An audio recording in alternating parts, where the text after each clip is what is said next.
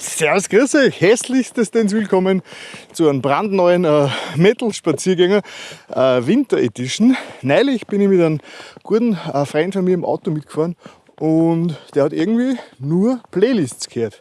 Ich habe mir nichts gedacht dabei am Anfang, aber dann habe ich zum Nachdenken angefangen, weil für mich ist es nach wie vor was völlig Unverständliches, dass man sich Mixtapes, Playlists, also quasi Musik irgendwie randomized oder einfach wild durcheinander gewürfelt anhört. Und ich bin eigentlich wahrscheinlich da in der alten Generation zu Hause. Zumindest ist das jetzt meine Theorie, die ich soweit habe. Und deswegen mache ich dieses Video, weil ihr dann gefragt habt, ich bin eigentlich nur ein klassischer Albumhörer. Das heißt, ich liebe es, mir einfach ein Album von vorne bis hinten anzuhören und es kommt was anderes für mich eigentlich auch kaum in Frage. Das heißt, ich mag das nicht irgendwie einfach durchmixt verschiedenste Bands hintereinander zu hören, sondern für mich ist ein Album ein Gesamtwerk und ich tue mir wirklich schwer damit, einfach nur einzelne Songs davon zu hören. Oder zum Beispiel, wenn ich dann einmal eine Playlist her,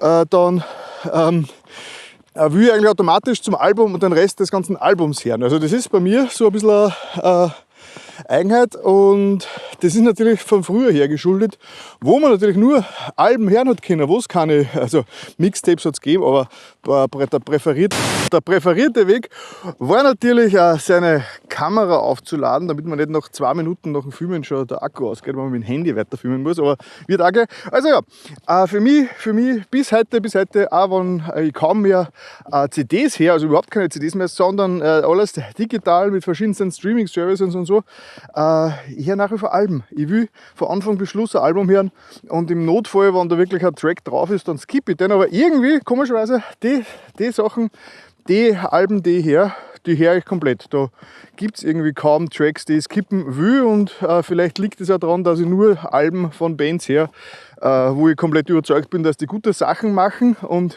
eigentlich nicht Alben her von Bands, wo die Hälfte der Lieder ein Schatz sind. Genau, keine Ahnung, ob ich das jemals ändern werde. Ich glaube nicht, ich glaube, das ist in meinem Alter inzwischen schon so eingebrannt, dass für mich nach wie vor eigentlich CDs, also Alben, komplett Alben als Gesamtwerk gehört werden und nicht mehr als einzelne Tracks. Ja, jetzt ist die große Frage, wie seht ihr das? Kennt ihr das?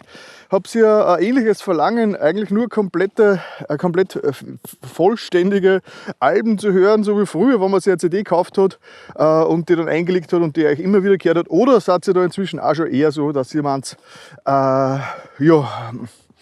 Playlists, mal jeder Track von einer anderen Band, von einem anderen Album, so vielleicht sogar von einem anderen Genre, ist vollkommen okay für euch.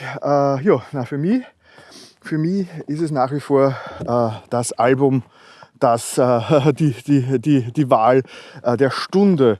Ja, jetzt fällt mir schon langsam die Hände da. Ich hoffe, jetzt kommt bald der Frühling, weil jetzt der März steht ja schon in den Startlöchern. Ich hoffe, das ist jetzt die letzte Ausgeburt des Winters. Und der nächste Metal-Spaziergänger wird zu ein bisschen einem wärmeren Wetter stattfinden.